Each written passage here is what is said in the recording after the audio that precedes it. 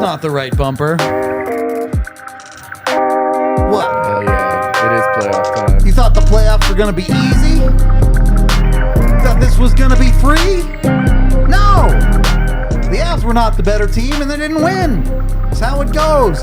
Welcome in to the Toyota Lounge for, unfortunately, a loser's lounge as the series evens up 1-1. Avs fall to the Dallas Stars 4-3 in overtime in Game 2. This is the DNVR Avalanche post-game show presented by Bet365. We've got Big E, we've got AJ, we've got Rudo coming to you live. This is a game that I think has two portions to it. I think the Avs were certainly the better team in the first period, but the Dallas Stars were definitely the better team in the third period. And then you have a second period of the end overtime that ends up being a mixed bag that the Avs ultimately fall short on. When you look at this game for Colorado, the biggest standout point to me is lack of fundamental execution for Colorado. Plays that are simple hockey were not being performed up to the standard that you expect from the Avalanche. And I know the ice was garbage and there are other factors there, but the Avs really seem to struggle with some basic things tonight. I don't know what your boys' thoughts are, but I'll let you shout out what you saw.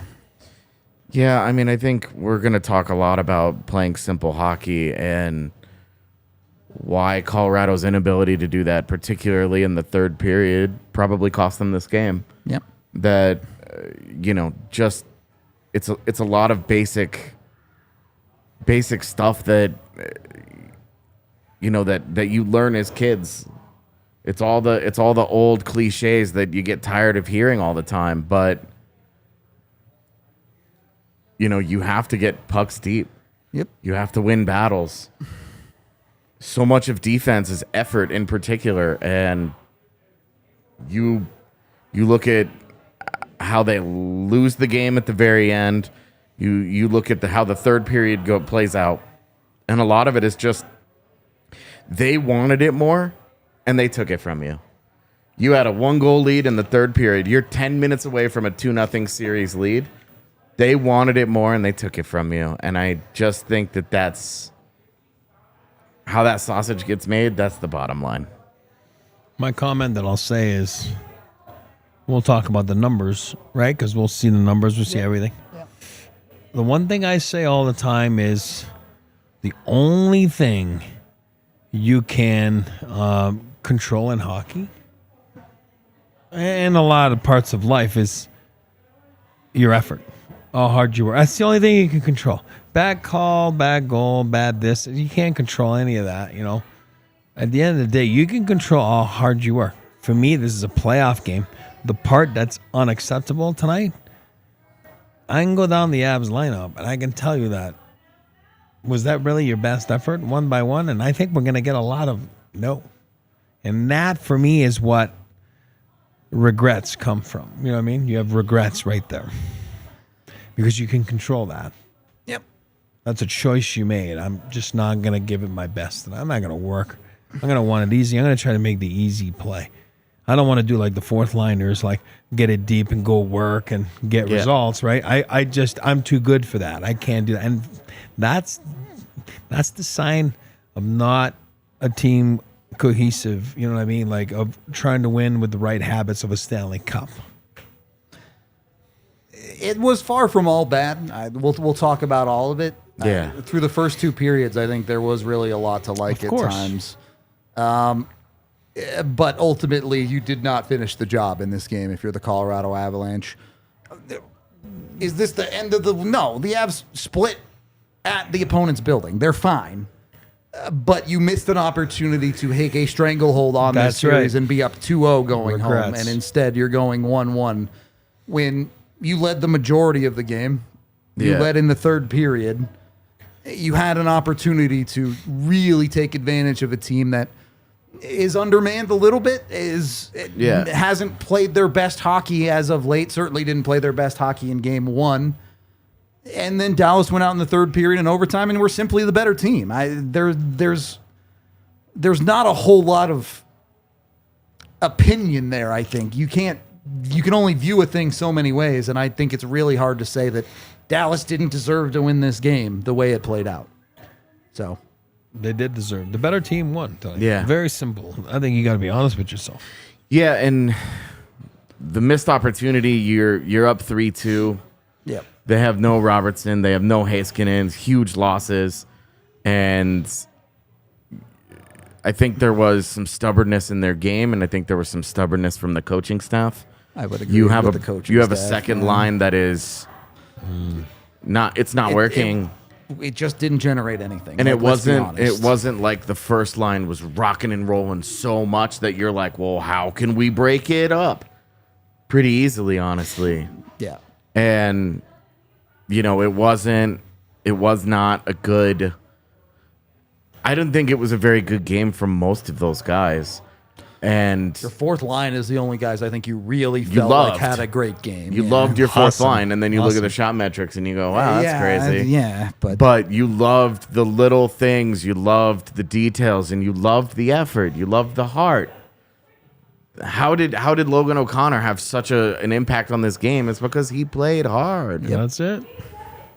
Yep. He just played hard. He left it out there. And when Cale Makar and Nathan MacKinnon get on the airplane, whenever they leave, whenever they come back to Colorado, they're not going to be able to look in the mirror and say that they left it all out on the ice. Nope. They didn't. And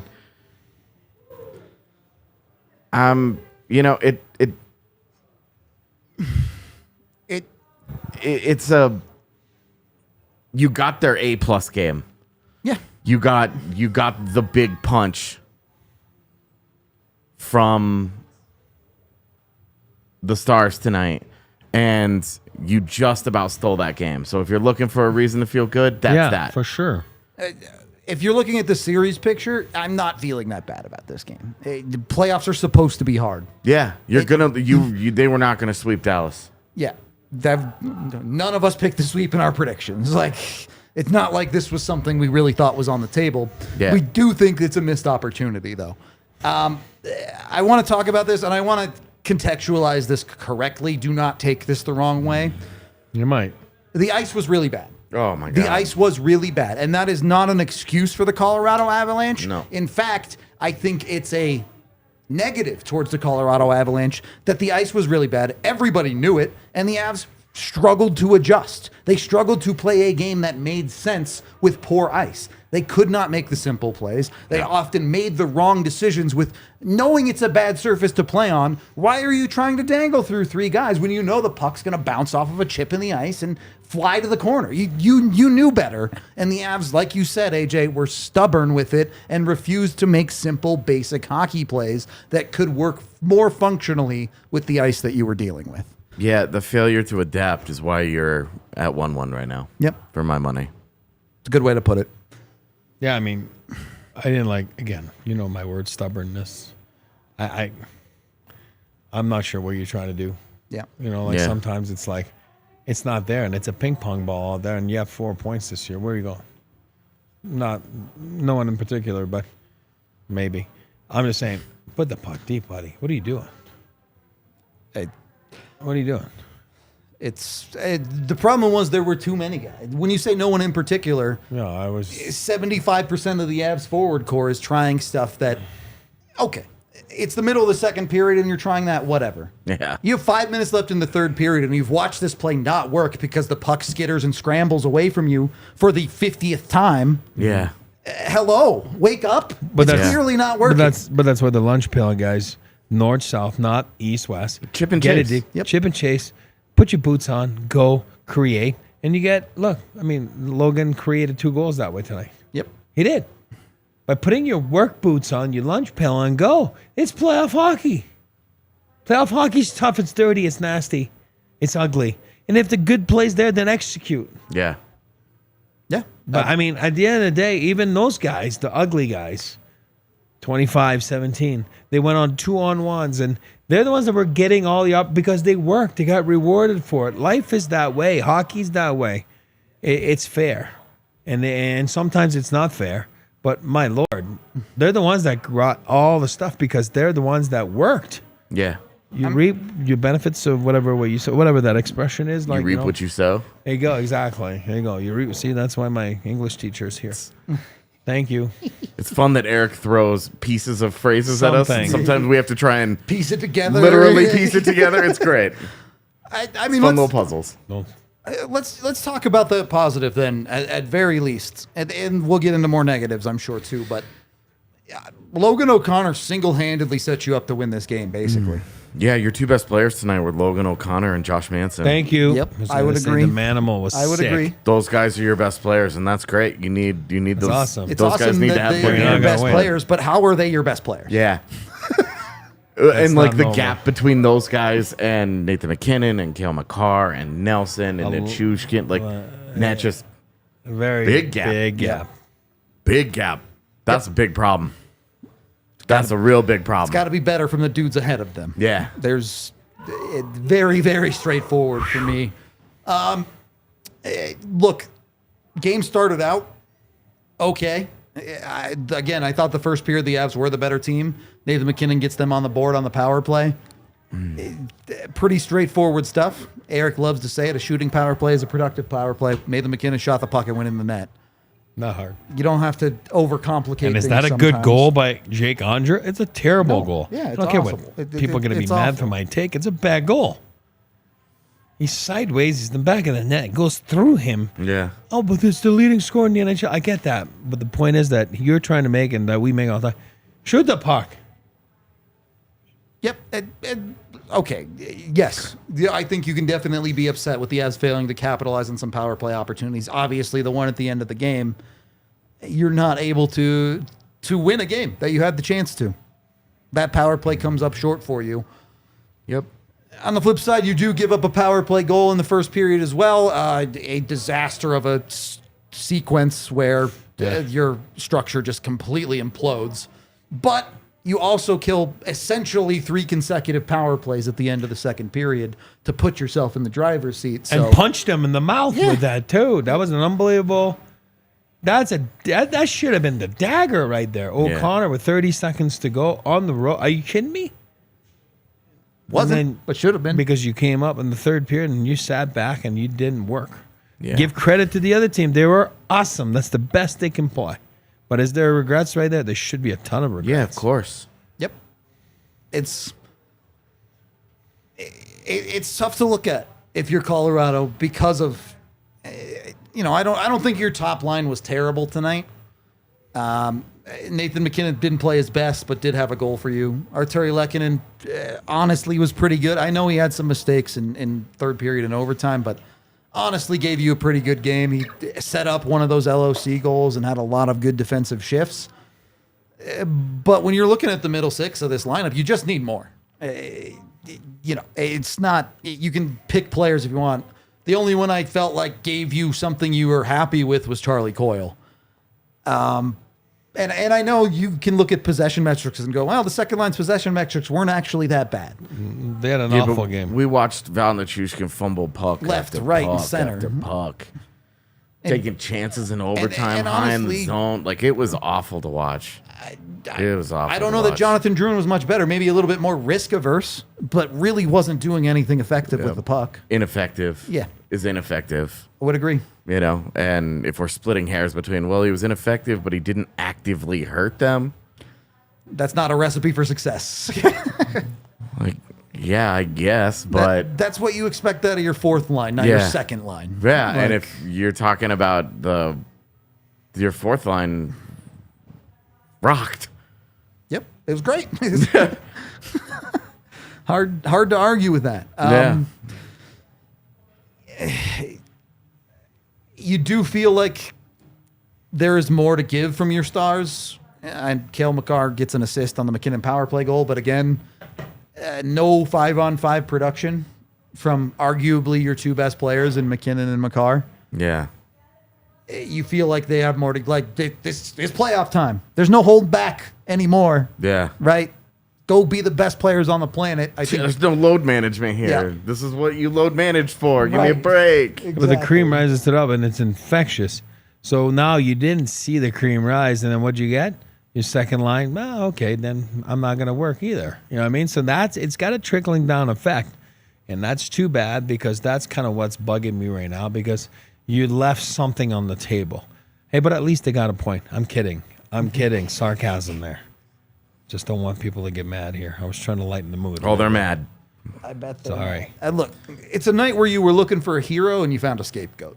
That's how this it. game played out. Yeah, it's a good way to put it because, That was a tough play. I mean, you saw it. When he turned it over, you're like, this is several times in this game Yep. that Miles Wood has done this. And then, okay, well, you get back defensively. We saw Netchus with a bad turnover in And he overtime. hauled ass back. Got yeah. back on defense and at least broke it up. Yep. You don't compound mistakes, you stay in the game. Miles Wood compounded the mistake, makes 3 of them in rapid succession. The turnover, then he gets back, jumps over a guy, takes himself completely out of position, and then does nothing. Yep. A tough play. It was It's tough. like you're looking at all of it, and then of course the puck goes in, and he immediately, the hands on Yeah. the head, he knows. Yep. He knew. Oh, of course. He knows, and it's just like, I'm sorry, I'm gonna be dramatic here, but first of all, that's how I roll. Second of all, I don't know that he can play for you again, barring several I don't injuries. think you can put him back in your lineup for game 3. I I'll put it like to you Jimmy that way. VC is smart and safe and unsexy. There is not a ton of upside there, but that downside does not exist Yep. the way that it does with Miles Wood. That speed and that physicality, really fun in the first period. In overtime, costs you a game. But I understand what you could say. People can say, not defending the player. This got nothing to do with it. But at least he was trying to do something. No. I understand that. You want to try the right way. Look at Logan. Look at 17. Look at 18. Yeah. The right way is north-south, not east-west. Yeah. If Nathan MacKinnon makes that play and it doesn't, you know what? Okay, we can live with it. You know what I mean? But when you have no production and you do that, that's a tough play. Yep. Yeah. It was tough. And really, like, we're talking, like, it's going to be Landeskog, dude. I think everybody's prepared for it to be Yeah. Landy. We do have to take our first break here, so let's jump in with that. As one of our many sponsors here is, of course, Empire Today. Talk about fundamentals, you talk about foundation. Avs struggled with that in the second half of this game. Don't let your floor struggle with that. Go with Empire Today. They only carry the best products, so they make sure it's the good stuff. It's going to last for the entire stretch, not just the first half of the hockey game. Go get with them. You can get $350 off new floors at empiretoday.com/DNVR or use that DNVR code. They have professional installers. They'll even come out to your house. You can see the flooring in the space. They'll give you a free in-home estimate. You can look online if you don't even want to deal with that. You can use one of their tools to get a layout of your room and show what the floor might look like in that area. So make sure you're getting with Empire Today. Get it, whatever it is, tiling, wood floors, carpet, concrete, whatever it might be. Empire Today has you covered. Make sure you get with them again at empiretoday.com/DNVR. Use that DNVR code to get $350 off your new floors. And of course, you can always call 1-800-588-2300-EMPIRE. And then we have a new sponsor. I think it's safe to say the Avs failed to Monster Jam this home to make it a 2-0 series. That's what you went with? Yeah. All right. I really don't think it was much of a Monster Jam from Dallas. They took what the Avs gave them. Yep. They didn't jam that home. Get with Monster Jam. You can experience Monster Jam live and become a fan for life. Whether it's awesome trucks, amazing stunts, action-packed excitement, and big air, it's the definition of fun for everyone. Their trucks weigh over 12,000 pounds, stand on 2 wheels, fly through the air, and more. Plus, you'll be in the middle of the action as you get to score the drivers in real time based on their skills. You can be part of the judging. See the world's most popular trucks like Gravedigger, El Toro Loco, Sparkle Smash, and more. Only at Monster Jam. As big as it tickets. Make sure you're getting over with Monster Jam. You can get tickets right now. Go check out the link in the description for Monster Jam. Get signed up for tickets today. Hell yeah, as big as it gets. Have you really made it as a company if you don't have Monster Jam as an advertiser, honestly? Like, well, it's one of those like benchmarks. Yeah, for real. That's where I'm at with it. I can't believe Gravedigger's still at it, I man. know, it's crazy. It's been like 30 years. Basically my whole life, this dude has been doing it. Second period of the DNVR Avalanche podcast. I bet 365. Gravedigger like it's a person. J. Mike, you're in the arena for the Avs' first loss of the playoffs. I think the podcast is pretty down about the second half of this game, but how is the feeling from the arena? Yeah, I mean, obviously there's going to be some dejection when you lose the way that they did. Really feels like they let one slip away from them. You know, you kind of had it firmly in control there and just kind of let their foot off the gas in the third period. And I mean, really had a chance to steal one is what's extra frustrating. You weren't even playing like particularly tremendous or anything like that, but you're in position to win. And to play as just kind of, I don't want to say careless, but just kind of, they looked a little lethargic to me in the third period. Now, I thought the response in the overtime was encouraging outside of, you know, a sloppy turnover, which ultimately leads to, you know, you going back with a loss. But one of the things that, you know, was mentioned from, you know, Makar and Bednar and Blackwood is obviously if you would have told this team, you know, you're going to come back to Denver tied at 1, you know, you'd feel pretty good. So it's just one game. You don't want to overreact a lot like what we said the other night, just the inverse, you know, but this was a game that could certainly come back to haunt you in a 7-game series. And, you know, when you think of the history between these two in the playoffs, it's one of those where the doubt starts lingering a little bit. Now, I think once you knock on wood, hopefully get Landeskog in the lineup for game 3, you know, that's a little emotional spark plug and obviously should provide some type of boost, you know, assuming that he can go out there and at least play a competent game. But yeah, definitely a tough way to go down, especially on a late night. And I'd like to fight whoever scheduled this game at 9 p.m. local time.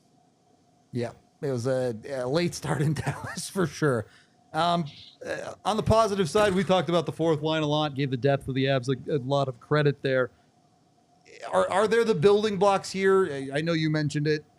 When you get away from this game 24 hours from now, you probably don't feel bad about your time in Dallas.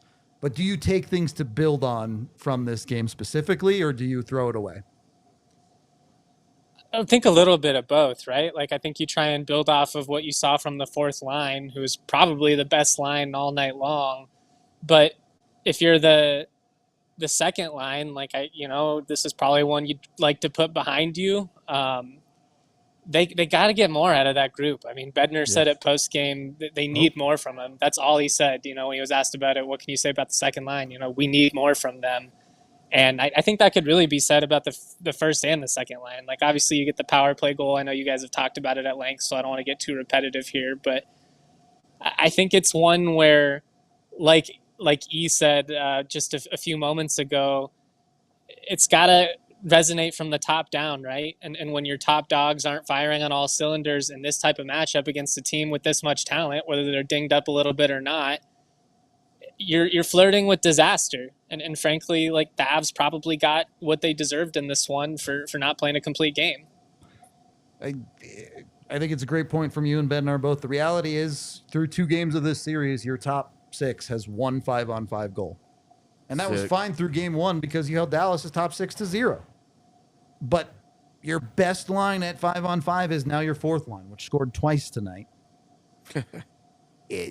And your middle 6 has literally no production. Yeah. Like, Charlie Coyle scored a nothing goal in game 1 in garbage time. Okay. Yeah, cool. no real like impact right now from the middle 6. Yeah. So I think they're great points on that front. When you look through the rest of this game, let me get your thoughts on overtime, I guess. The Avs obviously struggled in the third. It felt to me like they struggled at the start of OT and then came on, but ultimately fell short. Can you at least say you had a decent period for that OT, or do we not care? They lost. That's the end of the story. I mean, you generated a couple of chances there. I felt like the effort at least went back up in overtime, which, I mean, I guess that's encouraging. I mean, it depends on which way you look at it, right? Glass half full, glass half Sure. empty. You could phrase it, yeah, it's great they responded. You could also phrase it, it was disappointing that they had to be in that position in the first place. But I was encouraged by the way they came out, just given the circumstances. It felt, especially with the way the momentum was going there. I know Dallas picked up the late penalty, which kind of shot themselves in the foot, or it could have, when they were firmly kind of dictating the pace of the game for most of the third period, in my opinion. But I don't know, man. The ice seemed a little sluggish. Like, nobody was making excuses about it, but it's a 9 p.m. start. You know, you go deep into OT. Everybody was certainly gassed late.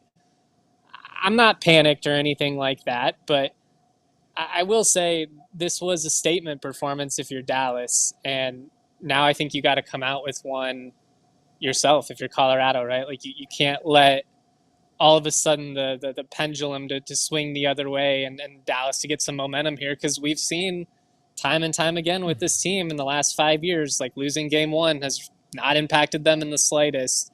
I like the hustle we saw in overtime. Also thought it was kind of a sloppy period, really both ways. It was back and forth. Both teams looked pretty gassed. But they played harder, which, you know, A for effort, I guess, but you still leave with a loss. It's one of those hypocritical things about hockey, right? We're like, okay, I'm glad you played harder and better in the overtime, but if you did that in the third period, you win the game. So that's kind of where I'm at. Like, at least they responded. Like, if you come out in overtime, do nothing on the power play over that 30-second, give up a sloppy transition goal or something with, like, Mikko coming out of the box, I think you would probably feel worse, especially if it had been him. But yeah, it's just one of those. You knew Dallas was going to show some fight, but I was a little disappointed with the lack of urgency from the Avalanche for a pretty extended period in this game. Well, in the third period, we felt it right here. We were like, okay, it's coming. No matter of time. That's not Debbie Downer. That's just, it is what it is, right? Yeah. And then, could you feel it in the building? Like, especially being on the home building, like, oh my God, they're pushing. Yeah. Yeah, the crowd got back into it, and you could just felt the tide had shifted. And I mean, there were a lot of factors that went into it. It built up. Like, you take a bunch of sloppy penalties, and you know, I took a lot of pushback from Avs fans online who were pointing out that maybe there could have been a couple of similar calls the other way, which is probably true, but that's also not an excuse, right? Like, you put yourself in this position. Two wrongs don't make a right, like, you know, mom and dad always say growing up, all that crap. But it turned in a hurry. Like we said, I guess the silver lining is there was a little bit of response there. Too many points in that third period, and even some of the time in overtime, it felt like a lot of the Avs skaters said, okay, Blackwood, go save us. And, like, it would have been awesome if Blackwood did, but that's not a good game plan. Yeah, he also wasn't very good. I agree, but there are a lot of problems in front of him too. We'll save that for a later period. Justin, final thoughts here before we hear from Coach? I think Game 3 is going to be massive. And, like, I know that's not a revelation or anything like that, but, you know, I feel like both teams kind of had a statement win here to begin. Now, how do the next two go? Like, can you take firm control of this series on your home ice, or is this going to be a grinded out 6-7 game series where you potentially put yourself in a peculiar position? So I really think this next one is going to be massive, and honestly wouldn't surprise me if whoever wins Game 3 wins the series. Maybe that's me oversimplifying things. You guys have certainly watched much more hockey over the years than I have, but I just think that we have to see some type of response here. You know, you can't let this turn into an emotional hangover, especially given kind of a quick turnaround here. I think you're bang on. I mean, Game 3 went from what potentially could have been the Avs running away with this series to now the winner of that game is in control. The Avs splitting in Dallas means almost nothing if they lose Game 3, because Dallas immediately takes back possession of the series if that ends up happening. Series that are tied 1-1, the team that wins game 3 wins over 60% of the series. So Yep. You should probably win that game. Hopefully they could go. I'd like win. to see it. Yeah, it'd be nice. Justin, just a quick question. Do you have any thoughts on Monster Jam? Well, they're a tremendous partner of ours, right? So it's fantastic. You should go out there. Company man. Best company man Company ever. man right there. All right. No, it's badass, right? Like, what's cooler than a big old truck, running a bunch of shit over? I'm into it. I've got redneck roots, so sign me up. Valanciunas needs to go watch Monster Jam to remember who he is. Maybe that's what we need. He needs to feel something too. Justin, thank you for coming on. We're going to go hear some more of your work here as Jared Bednar did talk after the loss. Let's see what Coach had to say. Questions for head coach Jared Bednar? Go ahead, Justin. Seemed like you guys were pretty in control there the first couple of periods. Just from your point of view, what shifted in the third? I think they came out with a lot of desperation third period and like we kind of stopped skating out of our zone and making plays out of our zone, and we're throwing it back to them too much in the neutral zone. Like there's times where you got to go up and out and make the safe play, but like we mismanaged the puck a little bit in the third period there, or more than a little bit. Right? We had some turnovers that were forced because of their forecheck, and then we had some other ones that weren't, and like I think they all start to add up. You start playing on your half of the rink too much, and bad things are going to happen. So we end up surviving that, and I thought we came out in the overtime and had a better overtime period. But then again, we also turned the puck over on the game-winning goal at the line again too. So Corey, right here. I mean, obviously one thing to say is that you got the split whenever you're here, but given how you control play at times tonight, does it feel like an opportunity to slip away to really take control of the series? I think, well, yeah. I mean, every time you lose a game that you play pretty good, you lose an opportunity to take control of the series. But like they're gonna have something to say about it too, right? So like we controlled part of that game, they controlled part of it, and a lot of it was played pretty even. So I think that's life when you're playing a team like the Dallas Stars. So we have to be better than we were in the third and to capitalize on some of our chances, and we gotta prevent a few more chances than we did tonight as well. Megan. Logan O'Connor used the word disappointed when he was getting rotated in and out of the lineup at the final stretch of the season. How do you think the player that came out the other side of that has shown up in these last two games for you guys? Yeah, excellent. I mean, that line again was a force to be reckoned with. I thought they did a lot of good things tonight. And it was no different than what he was doing the whole season. We rotated some of those guys in and out of the lineup because we want to keep everyone involved, at that point in the season. And they knew that. They understand it, and they understand how big their role is. And they've been really good and really strong and really consistent with that all year long. And that's why they're getting used so much in the playoffs. Pierre. Jared, just to follow up on that, you got a couple goals in that fourth line. They got an overtime winner from a fourth liner. Just the quality of these two lineups and how long both lineups are in terms of depth. I mean, is that coming through right off the bat here? Yeah, I think it is because, I haven't watched all the other games and all the other teams, but the pace of this game is like you need everybody. It's too back and forth, hard fought, intensity is high. The competitiveness in every race and every battle is high, and so like guys need time to recover before they can go back out on the ice and do that again, right? So, and I think you're looking at the pace and physicality and the discipline hockey from both sides. Like throughout the course of the game, there's no let up in the game, and that means that the depth is there throughout both lineups. Jesse, then Evan. Coach, what do you need to see from the second line from your group? I need to see more. Go ahead, Evan. When the players are falling all over the place, pucks bouncing, when the ice is bad like that, do you have to kind of change up your tactics on how you typically might want to play? No, I think you got to keep I don't know that the ice was bad. I'm sure it's like deteriorating throughout the course of a game like that because they're covering so much of it. But I just think like in general, you have to keep your nose over the puck. You got to take a split second to settle pucks down, and you got to be making the right decisions. You know, like the ice is not an excuse for 90% of the turnovers, you know, or misplayed pucks. It's you got to have the poise and the wherewithal to know your surroundings and the awareness, and then you got to make the right decisions with it. Like every once in a while, a guy makes the right decision and something will happen. It'll bounce and then turn over, but I think that happens when the ice is great as well. Arif and Corey. Miles Wood said he learned yesterday that he was going to be playing today. If that's the case, what goes behind the decision to have Gabe Landeskog out for pre-game warm-ups? Is there any benefit to that?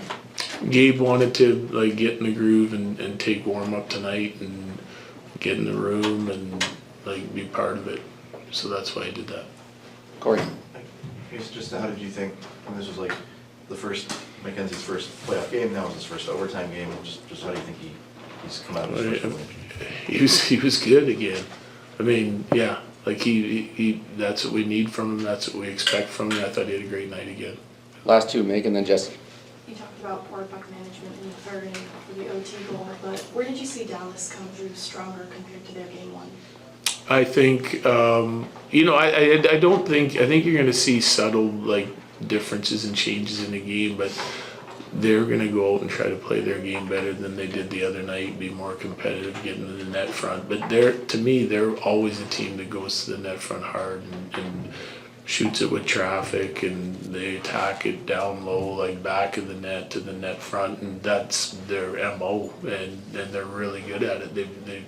They have a group of forwards that can be strong on pucks and bring them there and create their chances out of havoc, and you just saw more of it tonight. You know, and again, some of it is on us. We have to, like, I think we've done a nice job handling that area and preventing him from getting there at times in the series. But the margin for error is so small that you turn over a puck or two and they get a little momentum, they're going to start to feed off it, right? And that's what I think you saw in the third period. So, like, we have to be better in taking care of it and moving out of our zone into the neutral zone, and because once they get going, they're a lot to handle.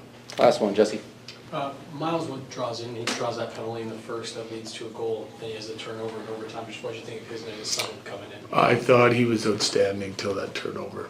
Yeah, he worked hard, checked hard, disciplined with the puck, and I thought he was playing a heck of a hockey game until that point. It just happens to be a big one. Yeah. Okay, thank you, Jared. Thank you.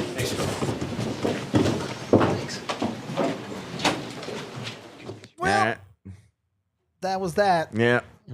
I think there will be a healthy dose of skepticism and disagreement about that last part. Perhaps. Where Bednar talked about Wood being outstanding up until that last part. And no, man, he got away with that exact mistake twice. Yep. Him and a bunch of other dudes on the team. We got to pay some more bills before we really dive in, though, as we are presented by Bet365. Look, the Avs didn't win tonight, but there were plenty of bets you could have hit. Could have hit the over. Could have took Tiff's parlay. You got a MacKinnon goal. You got a Draisaitl goal. You got an Ovechkin goal. Tiff made the big bucks tonight with Bet365. And I took the Jokic triple-double boosted bet, too, and that hit. So there you go. Tiff up big today. Tiff up big today with Bet365. Make sure you get over with them. Make sure you're using the DNVR 365 code. When you use that, you put $10 in your account. You bet $5 on anything. You get $150 in bonus bets, win or lose on that bet. So it's free money to play with. I don't know why AJ's losing his mind, but either way, Bet365. Look, maybe nights like tonight, you can emotional hedge. You bet on Dallas. Either the Avs win and you're happy, or Dallas wins and you made some money. One of the two. One of the two works out for you. Do it with Bet365. Of course, when you do gamble with Bet365, you must be 21 or older, physically located in Colorado. And if you or someone you know has a gambling problem, call or text 1-800-GAMBLER today. When you win some money with Bet365, make sure you're looking to get tickets to maybe the next Avs game. They're coming home. If you want tickets to Colorado Avalanche hockey in the playoffs, use Game Time. You can sign up with the code DNVR and you get $20 off your first purchase to save even a little bit more money. Playoff hockey is different. If you've never been to a playoff hockey game, you should go. I highly recommend. Yeah, you'll feel sick to your stomach the entire time, but the jubilation that you hopefully feel in those good moments will probably change your life and suck you into this dumb thing You forever. will actively want to die, and it might also be the best night of your life. Yeah. And then you'll do it again 2 days later.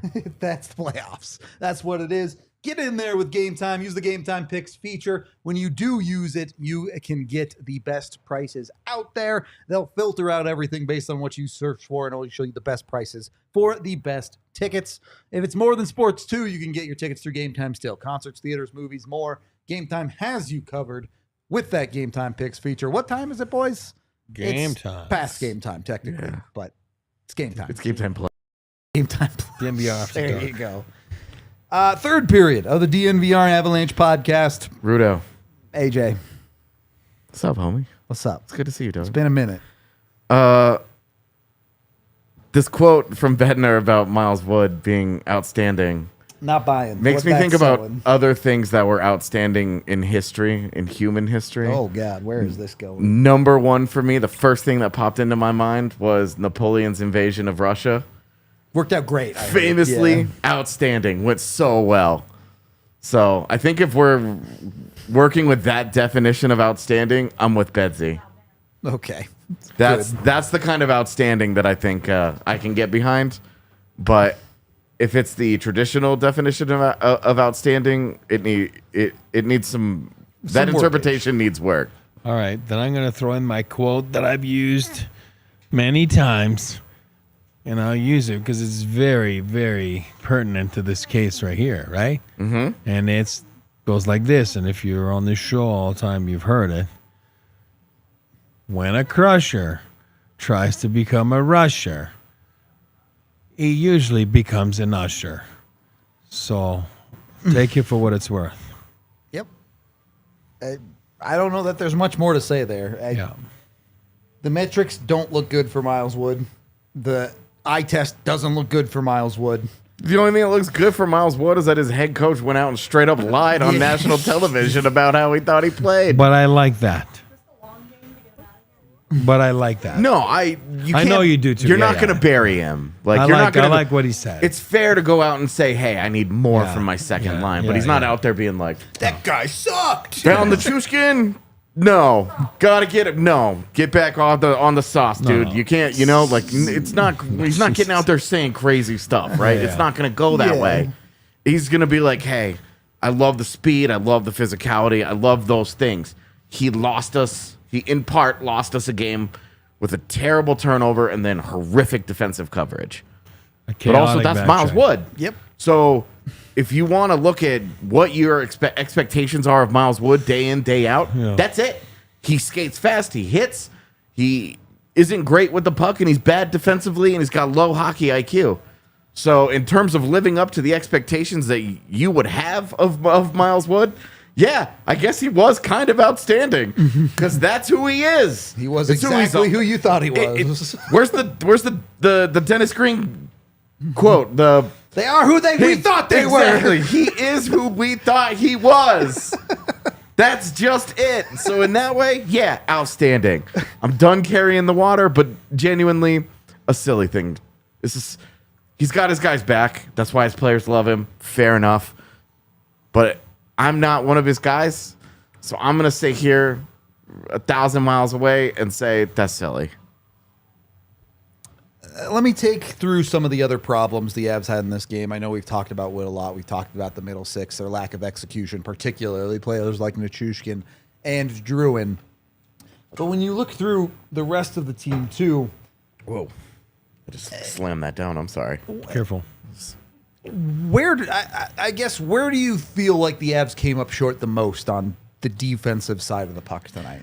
The exact thing. If you read the season series preview that I wrote, I talked about Dallas has a big advantage because of where they like to create their scoring chances. They don't like to play low to high the way that the Avalanche do and throw a lot of pucks at the net from outside. They like to try and play east to west inside the zone. They use that forecheck to cause chaos, to cause that chaos, and they want to go across, like right through the crease. They want to go side to side and make the goaltender move and make the defense defend with their eyes going like this. I guess if you're only listening to this podcast, you did not see me just go side to side. They went east to west. Exactly. East to west. And that is where Colorado struggles defensively. It's where they've struggled in day one, in game one. It's where they struggled in game 82. Just the personnel that they have, that's where they struggle, is defending those types of Royal Road plays. They got ripped to pieces with that tonight. Ripped to pieces. And so I think that's where, and this is why I say that was their A-plus game, because they were able to get so many of those chances. They made life a little bit difficult on Blackwood. I don't like. We'll get to him in a minute. 3 of those goals We'll get to him in against. a minute. But that defense needs to do a better job clearing out that crease area and protecting the cage a lot, honestly, a lot better. There's a lot of room for improvement. I think Colorado played a B game in game 1. They got the win. You felt good about that. We just saw a C- game. For my money, that's a C- game. They created the second half for sure. They created 0 high danger chances in overtime. They created 1 high danger chance between third period and overtime at 5v5. 1. It's not enough. In almost 2 full periods. Give me a break with that. That's bad. It's just not good enough. You need the stubbornness we've talked about. You look at the game time goal. How does Dallas create it? Throw a puck at the net, and their guy outworks another guy, and he bangs it home. And the goalie inexplicably lifts his pad and says, here, just right there, man, just poke it on in. But Dallas played a certain way that was conducive to this game, and the Avalanche stubbornness did not open up the door for them to create the same kinds of opportunities for themselves. The second half of the game, especially as you mentioned, they did not make life difficult for Jake Ottinger. Yep. He didn't have to do much. Yep. Name one big save that Jake Ottinger made. He made a few routine ones, but big ones, not really. Outside of Mark Mosier randomly screaming Losing about his mind because Charlie Coyle skated into the corner. Like, that was about the most exciting part of Colorado's offense in overtime. Like, it just was not dangerous. And I think that is where defensively Colorado has a lot of room for improvement. I don't know that it gets a lot better than what Dallas did. But, like, that's exactly what they wanted to succeed in those areas. They did. They win the game. Yep. And you said something that stood out to me, and we were talking about during the game, is like the Dadonov goal. He beats Kivy to the net. Yeah. You lose body position there, Yeah. and they're poking and they're going. So Dallas was hungrier for playoff-type goals than the Avalanche were, hence the win. You know what I mean, honestly, it's not hard to figure out, and that's why I say it's not a good thing. And keep it as simple as I'm going to say is, you were the hardest working team. Absolutely. And that's for me, that's a tough take. That's a tough. I'm not saying the series is over. I'm saying you are not the hardest working team tonight. And if you think you were, you're lying to yourself. And I mean, lying to yourself. Yes. It doesn't take a genius to see that. And I think it's a perfect contrast on the defensive side, your D pairings, game 1 to game 2. Game 1, you saw the Avs outskate Dallas pretty handily for a lot of the night. Game 2, the bottom 2 pairings of your defense were chasing this game a lot. I'll put Malinsky in the next game just so you guys know. Where I'm going to agree is that Eric Johnson got torched. Dude was behind the play all night. Well, and in overtime in particular, wow, bad. Yep. It's a late night real tonight. bad. I do believe, and I love you, Jay. I think you put Malinsky in next. Blood. And this was, they both played so well down the stretch that we walked in knowing it's fine. It was not fine. gonna be one of every them's going to game. start game That's 1, it. Yeah. and then That's right. You go with the ebbs and flows. And Eric Johnson, I know that Bednar had talked, I think it was yesterday, about, hey, I played Eric Johnson because he's a veteran guy. He's a big guy. He helps our PK. He does we have not seen those positives much from Eric Johnson through 2 games. Agree. You have struggled a little bit with your puck management. You have struggled a little bit to create offense from the back end.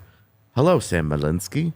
This Math is adds your up. time. This Yeah, is your calling. totally This is agree. your moment. Save it for tomorrow. And look, it feels if you get the type of night you got out of Josh Manson tonight, it feels awesome. pretty easy to try a Sam Malinsky next to a Ryan Lindgren and fix that pairing a little bit when it comes to their breakouts. And I know they weren't great together in the regular season, but it clearly was becoming a problem as this game went on to run the bottom four that you were outside of Josh Manson. I honestly, on Can't first eat those bananas. on first blush, I liked Ryan Lindgren. It's bad work. The first goal against is bad work from Lindgren, MacKinnon, and Manson on the power play. Those three, there's no communication. I don't know what Manson's doing inside the blue line. And then MacKinnon never picks up Sagan on the back end. The whole system completely Right. shattered. And like all those, look, Studs It Does tomorrow, I will be highlighting that goal because it drove me insane while we were watching it live. And you're like, I'm a dumbass sitting in a chair podcasting about this. I can see that this is happening. Right. Like, come on, guys. Like, this is rough. And I like Lindgren. I liked Manson. I like they have fit in and done what they should be doing in this series. Ryan Lindgren is who he is, and he was who he's supposed to be tonight. And then you ask him to break the puck out, and it's like, oh, God, please stop. Big night for Denny Green quote. But the ice didn't help him. It didn't, but you're also, again, the stubbornness, because they're still trying to go tape to tape. They're not chipping and chasing. They're not putting it up in the air and making Dallas's defenders go and turn their back and try to deal with any kind of a forecheck. It comes all the way back. It comes all the way back to desire. Not effort, but desire. You have to have every single shift. You have to have a desire to play the game the right way. Champions are born and built shift by shift by shift. It is one brick at a time. Mm-hmm. And you saw the Avs tonight trying to lay 3 bricks at once. Yep. And you know what? The bricks crumbled. You were cutting corners. Because you did a bad job with the foundation of it. It has to be one at a time.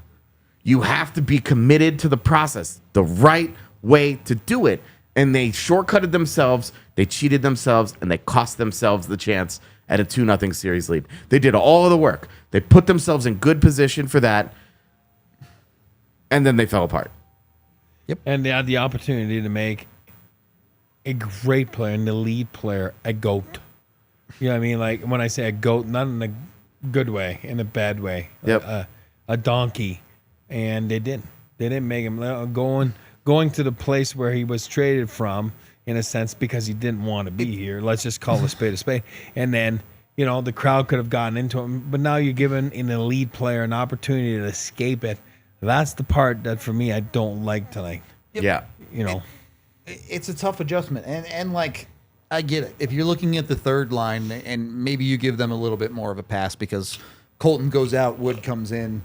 Yeah. You have Kiviranta on that line, who's a good player, but in a playoffs, maybe he's really more suited for a fourth line role. Well, he got all muscled tonight everywhere.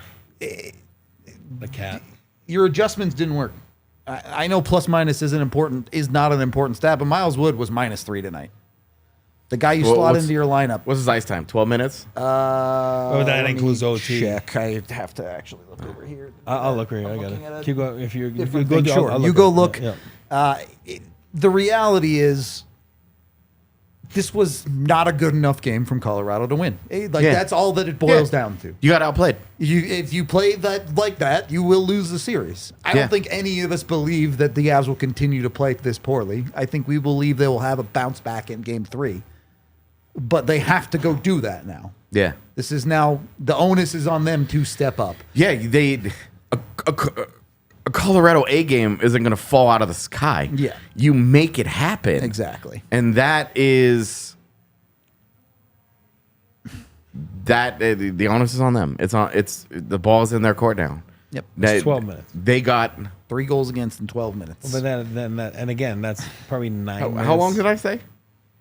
13, I think you said. So you're bang on. Well, basically. 12:42 is. Yeah. Can I get a replay to see how many minutes I say? Because I no longer remember. A tough night for a guy trying to come into the lineup, and it didn't work out. Well, and you see that. So there are 2 forward changes in this game from each team. Yep. Colin Blackwell comes in, wins the game. and Miles Wood comes in on one side, and they're both involved in the game-winning goal. They're both trying to make a statement. They're both trying to find a way to stay in the lineup, to justify staying in the lineup. Which one of them makes the play? Which one of them? And which one of them is going to be in the lineup in the next game on Wednesday? It's going to be Blackwell. It's going to be Blackwell. That's simple. I do want to talk Did about... I say 12? Yeah, baby! That's what's up. I do want to talk about Blackwood as well. Obviously, Blackwood was amazing in game one. No arguments there. Did not give that level of performance tonight. First goal, whatever. Titanic breakdowns on the power play. Don't care. I care a little. Sure, of course, but I'm not putting that on Blackwood. Make a save. I'm just kidding. I'm kidding. I mean, kidding.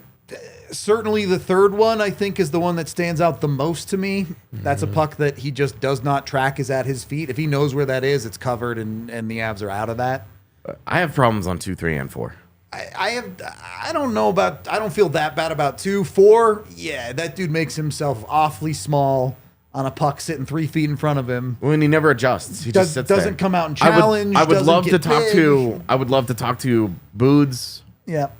Any kind of goalie coach, goalie expert, and ask, okay, I know this is a weird situation. The puck's just sitting there, and there's nobody from either team is getting to it. What is he supposed to do? But he's frozen. Freezes can't be the answer. He makes no move, and he gives up the entire top of the net in that situation. And I would like to know what a guy is like. What are you coached to do? What are you supposed to do? Because if that's what he's coached to do, bad. If that's what he's doing instinctively, also bad. I think both of it those was bad. It's just who's at fault. Both of those felt bad to me. Both of those felt like. But that goal for me, the word is lack of urgency. That's what it looked like to me. Totally. I mean, which goal? No, but the one, like that's the thing is the Kivy one. Yeah, I mean, lack of urgency. Lack of urgency. Goes 3 and 4. Your game tying and your game winning goal for the Stars. Yeah. Your lack of urgency. Like Dadonov for me, it's a lack of urgency, and then even the last one, it's like, well, what's he supposed to do? The puck's there. Well, the guy can't cut in. Yeah, the guy's got. There's a battle in front. 4 career goals, and I like Blackwell. I'm not bashing it. I'm saying Been what a a play. big By the fan way, for a long what a play he made. He skates, he shoots it on net, and he finds the puck. That's awesome. Kids, don't go turn in the corner. He finds the puck. So give him credit. But with that said, it's not Milan Hajduk shooting on you, a 50-goal scorer, or Mikko Rantanen. That's Colin Blackwell. Right. So you have to identify. So if you have a sense of urgency, you play it a little differently than what he did. And like, again, this is not Blackwood lost. No, there's a puck sitting 4 feet in front of your crease, and 3 Avalanche players aren't even attempting to go get it. Yeah, what sucks is when you talk about something that a goaltender does, and a goal that gets scored, and we're like, wow, we don't like how Blackwood played that. It's like, this is only Mackenzie Blackwood's fault. Nobody else played a single. 4 guys made big, fatal errors. Sam Girard, I get what he's doing. I get that he's taking his man, right. But it's like never. There's no scanning of the ice. There's no anything. Like there's no adjustment made by any of the any of the skaters. But that's what you're saying. If you just go and look, whatever you want to call that, in front of the net, they're creating chaos. All their goals, bench. Yep. That's what the Avalanche need to do a little bit more. They gotta get those greasy goals. Yeah. You know what I mean? And those are chaotic goals because Sammy's stuck in front, and you know what I mean? We just gotta get greasier. That's it. Well, and as this reference makes no sense, so I'll just skip it. But who are the guys the Avs are paying? I mean, I talked about Napoleon's invasion of Russia. Yeah, but this is way more in the weeds than like a popular historical reference. This is me telling you John Boyes says that who are the guys you pay to be in shorts? It's a great quote, though. I love John Boyes. Yeah, he's one of the best YouTubers, genuinely. But who are the guys you're paying to do that? Val Nichushkin had a bad game. Oof. Miles Wood had a bad game. You look at the rest of your third line. You look at Brock Nelson, who's supposed to get to those dirty areas, had a bad game. Yeah. All of your dudes that are supposed to be the physical net front presence, chaos creating type guys didn't get the job done tonight. You also Arturi Lehkonen I'm sorry, but Arturi Lehkonen, he makes a great play on LOC's absolutely absurd goal, but that's it for Lecky. I like his defensive game a lot, but of mistakes. Offensively problematic, yeah. I have a problem. I'm not going to give him too much credit for a defensive game when I'm putting the PK breakdown for their first Dallas goal. MacKinnon never picks it up. He never that is his section of the ice. That's your quadrant, man. And he's just standing there. He collapses in. There's no rotation. Manson falls down at the blue line on the entry. Do it. Manson falls down on the entry. Once he puts that button, it's done. Okay. Manson falls down on the entry, gets up and goes and gets back to his original position where he's supposed to be. And there are 3 players standing within 3 feet of each other in the slot. As close to each other as we are. Right. And it's like, this is not good defense. No, it was not. Fellas. It was not. Fair enough. I was thinking more 5-on-5. So a good shout out that penalty kill was bad. Yeah, well, and like you're looking out of Colorado's top 6 forwards, since we're just kind of here right now. Yeah. Which one of them? Whose game did you like? Like MacKinnon gets the goal, right, and that's great. Yeah, but that's sort of it. And we watch him; he makes multiple, ghastly turnovers in his own zone that create scoring chances for Dallas. Well, and it comes ghastly. It comes back to the stubbornness that he talks about, right? How many different shifts did we watch? Nathan MacKinnon try to cut to the middle, and the puck's Marty Natchez tries to cut to the middle, and the puck like it. By this 10th time, it's like, boys, this isn't gonna work. Yeah. Yeah. But just when you have a second, just look, and you talk about stubbornness, like, just look at the way on that power play, on MacKinnon's goal. Look at Lyubushkin, 46. Yep. Watch where his stick is. He's telling Mac, shoot. I know you're not going to shoot, so just shoot. I know you're not going to shoot. I'm putting my stick in the lane. He's a big, lengthy guy. All he has to do is put his stick on the other side, and Mac doesn't shoot. No, but he knew that. He wanted to stop that pass across. Yeah. Because he knows Mac's stubborn with it. But for that once, he wasn't. He shoots the puck, and Ottinger is sleeping, goes in the net.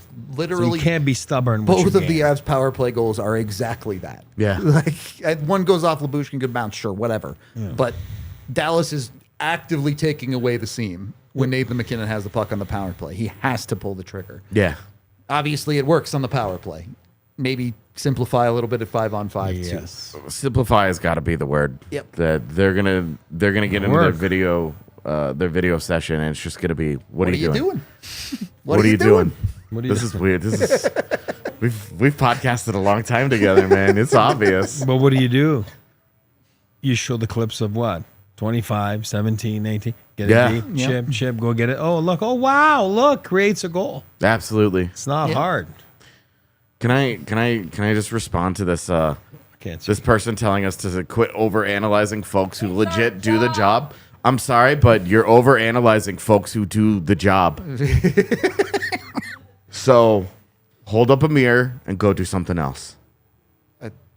Like you're literally telling us to stop doing our job? Yeah. Like, I don't know. That's weird. Anyway, we do have some super chats to get to, and then we'll wrap this baby up because it's late. $2 from DeBenzo, who says, thoughts on Mac and Nichushkin, Brock, and Natchez. Mac was fine. I can give Mac a pass tonight. Nichushkin was actively bad. Yeah. Natchez was at times actively bad, though not as bad as Nichushkin. I don't feel like there's any upside in Natchez's game. He had one nice back check, and it came entirely off of a turnover he created. I don't feel good about any of it. This is with Natchez, this is the nightmare. This is that doesn't work in the playoffs, guy. Yeah. That's what tonight was. Brock, I also didn't think was very good, but he wasn't getting any help from his wingers either. So this whole second line was just bad. Well, 13 was an anchor for me. Like, when I say anchor, like Yeah, a we bad thing. talked in overtime where it was like this has gotten so bad that they should strongly consider just not playing him. Yeah, skipping a shift or two or just cutting it. Yeah, it was bad. 14 from the incredible Drew, who says Avs were the better team up until the power plays for Dallas in the second. After that, they had nothing. Oh well, on to Wednesday and the return of the captain when they win 6-1 and never look back. That'd be cool. I don't think the Avs were particularly good even in the first half of the second period. Dallas just wasn't really pushing as much yet. Yeah, the desperation hadn't fully kicked in, but yeah, the irresponsibility in their own zone hadn't started for Colorado either. That was a great response though by the Avs. Like, you know what I mean? Like, definitely. The Avs that was a nice came punch out of the back. second period going, we got out of it and we gave ourselves a lead. We should be in the driver's seat. And then they laid an egg in the third period, man. Yeah, and then they drove the car into a wall. Yeah, exactly. Whoops. Typical DNVR Avs beat material right there. $2 from Ryan, who says Wood over Landy, and he costs you one. It's not. I can't look at it that this. way. Yeah, I hate this. Like, oh, Bednar didn't play Landy. No. Like, Stuck to the plan.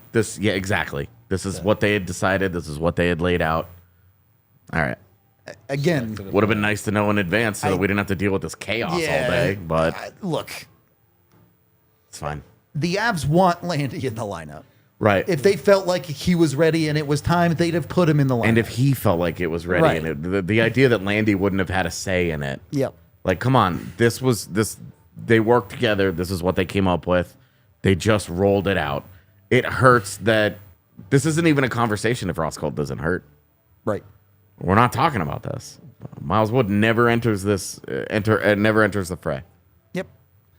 And then $5 from EJ says, so how about Dallas after this game? They looked gassed in OT too. They went desperation mode for 40 minutes. Do you guys think that'll matter? The rest is the same. They both played the exact same amount of minutes. Yeah, I think it'll definitely. Dallas can't play at that level every night. I would agree. Every but shift, every period. You just can't. You're human. It's so, look, Dallas, full credit. They earned this. Yeah, they were the better team. God. They were the better team. They earned this. Two things. We've focused on this game because it's a post game pod, and we have a non post game pod tomorrow where we'll focus a lot more on the bigger picture. And I don't think any of us feel bad about the position they're in. It's 1-1. Right. If you had pulled all of us, 18th, you'd have taken 1-1. Of course. 100%. Of course. You will always, when you start any series on the road, when the Avs start next series in Winnipeg, I sign me up for 1-1. Yeah. I don't care how the sausage gets made. 1-1 is a good position to be in. It is tenable. You have home ice advantage now. You have taken it away from them. So we will talk more about this tomorrow. But I do want to inject that positivity back into this, and that I want to wrap it up with that too. They got outplayed. They deserve to lose. They lost. Tomorrow is back on the horse. They are getting Landy back most likely in Game 3. They will get the lift. They're at home. They haven't played their best game yet, and they just took Dallas's best punch. Yep. With that roster, that's Dallas's best punch. Yep. You're not going to find a better game than Dallas tonight. And this is why they're really good. It took Dallas's A game to beat the Avs C. You said C- game? I did. And if the Avs play C- game for the rest of the series, guess what? They lose. They will lose. They deserve to lose. But do you think the Avs are going to play C- hockey for the rest of the series? I sure don't. No. I think we're going to see a lot more Game 1 Avalanche than Game 2 Avalanche. I don't think we're going to see either. I think we're going to see grade A. I'm here for it. S-tier. I'm here for it. Landy leads them, and we're all gonna we're gonna overreact like crazy because we're gonna be riding the vibe. That emotional high is gonna exactly be. like I had 30 hours in a car to write the Landy article in my head. It is done. I just have to put it out there and wait for the game to happen. We're good.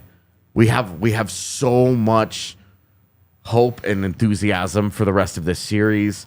And for this team, they are going to lose games. This is not as good a team as 2022. That team lost 4 times and had to win 6 in overtime. These Stanley Cup playoffs are insanely difficult. Yep. They are insanely difficult. That's why they're great. That's what makes them beautiful. It's what makes hockey different. It's what separates it, and it's what makes us all sickos. It's because we're here subjecting ourselves to this chaos. Thinking that, I love this. Great. Eric. I love this pain. Since we're not real people and don't count, what did you think of the Avs effort tonight? Hell yeah. Shout out not real people and not counting. Why? Somebody said that? Yeah. Well, no, earlier today, I didn't count. So that's okay. Say we can't, you know what I mean? Earlier this morning, I didn't count. It happened fast, didn't it? My God. It happened fast. Somebody in our Everybody was excited for me to hang around, and now I'm back to not counting. I mean, it's amazing. I never played in the NHL. I don't know anything. And again, here's what I'll say. So I say if I can say something. That's why we're great together. You know what I mean? I love those guys, and those guys are so much better than me analytically because I learn from these guys every day. What I bring here is just sometimes the point that what would it feel like because I felt it because I lived it. Yeah. And that doesn't mean that I'm better than Rudo or I'm better than Tiff or AJ. It's okay. He's And better than me. It's fine. No, I was a better hockey player. Yes, absolutely I fucking was. hope so. But that's not what I'm saying. And that's why we have a great team and Tiff and everything. But none of these guys make me feel like a dummy when we're talking about some of my weaknesses. And I don't make them feel like dummies about not a weakness, but something they don't have because they've never been there. You know what I mean? So I've never, and that's why we're a great team here. So it's all good.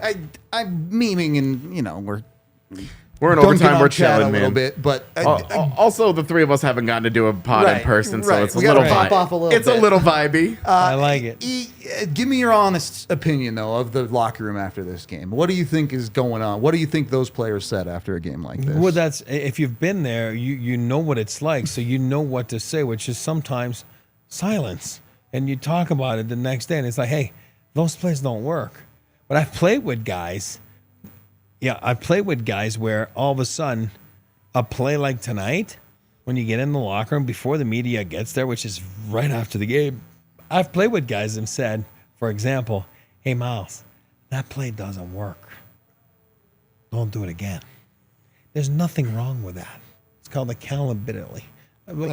Accountability. So there's nothing wrong with that. And I've seen guys even get even further and say, you shouldn't be in the lineup. And we will tell the coach you shouldn't be. So don't be mad. So, but that's okay. And that's what a team does. And that's how you win. If you go there and you're scared, like, oh, it's bad luck. Yeah.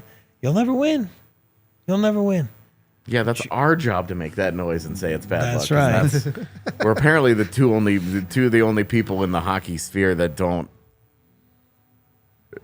fear saying things are bad luck. Sometimes that shit happens. The people who believe jinxes aren't real are the ones that are saying things are bad luck. Yeah, right. It's crazy out here. Okay, I'm not listening to that. I can't hear you. What? He definitely, if the Avs get deep, he's going to be knocking on every piece of wood buddy, in this it's room. going to be ugly. I should have done that tonight. I didn't do it tonight. That's why they lost. Jinx, am I allowed to wear the banana pants Banana ever again? pants. Burn them. It's over. Done. You know what? You guys give me the $30 I paid for them, and I'll fucking burn them. Take him off. It'll be a mini pod. I'll burn them. That's fine. That's Take fine. him off. Take him off. I'm kidding. Not right now. Right. I was gonna say right now. This is a strange chant. Maybe chat wants it. I don't know. Yeah. What's our super chat number for the?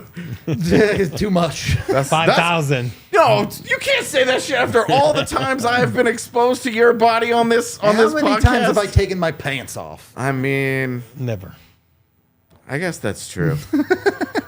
I don't know, man. But there's a price some for of those everything. jorts though. They were Some of the revealing. jorts days were a little rough at times. I mean, maybe we just haven't hit the number yet.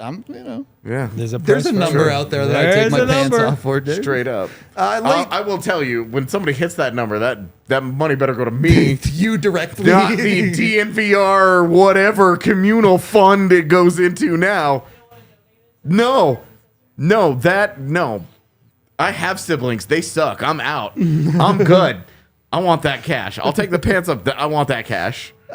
Late super chat from Pale Blood who says, "Welcome back home, AJ. We've missed you. Abs in 6." I agree with all those things. I missed you guys too. Great to be back in Colorado, and I do think that they've got this. All right. Same. Yes. Yeah. In the moment, this game did not feel good. In the Sucks. series, you're chilling. We'll talk about it more tomorrow. We got to go home. We got to go to bed. Actually, I got to do more work and then go to bed. But Hell it's yeah. fine. We appreciate y'all. We'll be here. We'll be here tomorrow for an off-day show. Probably talking more of the series big picture. Probably talking maybe Avalanche lineup options and maybe looking at the other series. So we appreciate y'all. This has been the DNVR Avalanche postgame show presented by Bet365. We all silly like the mayor.